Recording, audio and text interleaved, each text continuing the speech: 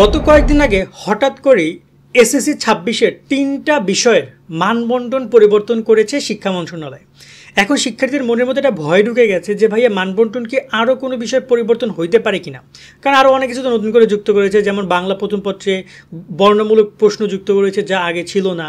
আবার দেখা যায় ইংরেজির ক্ষেত্রে পোয়েম স্টোরি যুক্ত করেছে যা আগে ছিল না।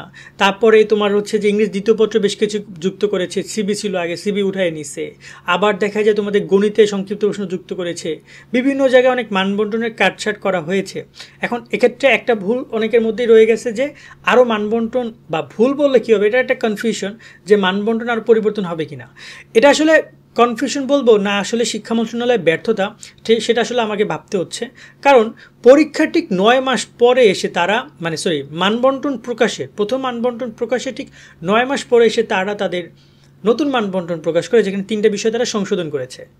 এর আগে কি ভাই ছিল না? এর আগে স্কুলের পোলাপানরা অর্ধবার্ষিক পরীক্ষা দিচ্ছে, প্রি টেস্ট দিছে, এই 2-3টে এক্সাম স্কুল থেকে নিছে ওদেরকে।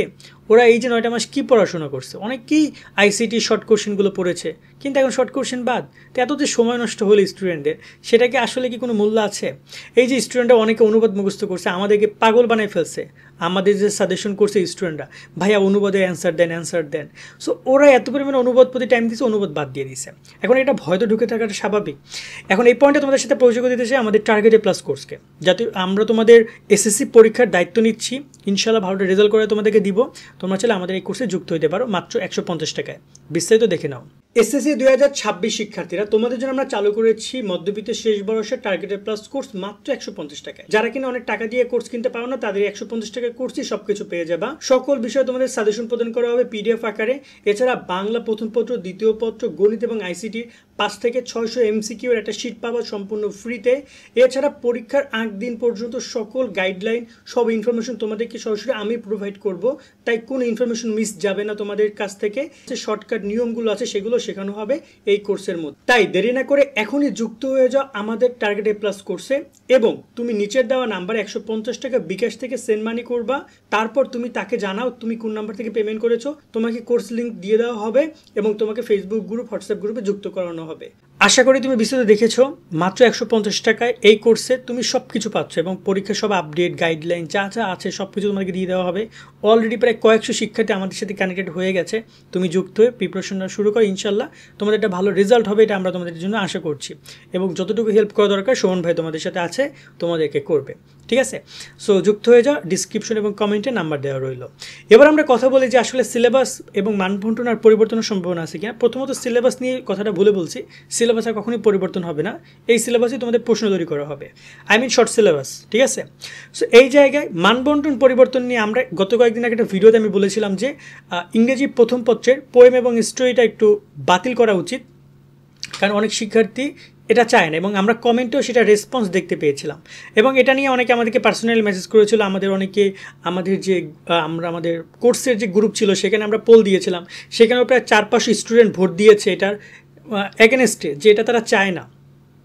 কয়েকজন শিক্ষার্থী, মনে হয় 20-30 জন শিক্ষার্থী বলছিল আমরা চাই, আর ম্যাক্সিমাম স্টুডেন্ট বলছিল এটা তারা চায় না।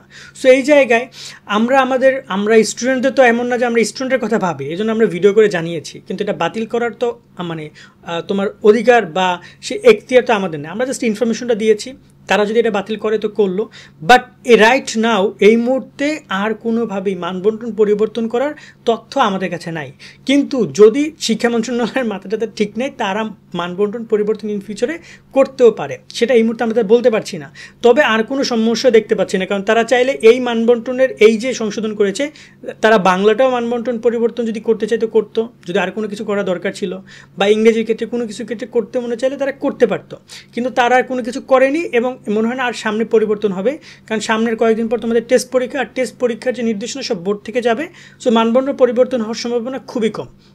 সো এই জায়গায় তোমরা যারা মানবন্টন পরিবর্তন বা এই বিষয়গুলো নিয়ে খুব টেনশনে রয়েছে, তোমরা টেনশন মুক্ত থাকো।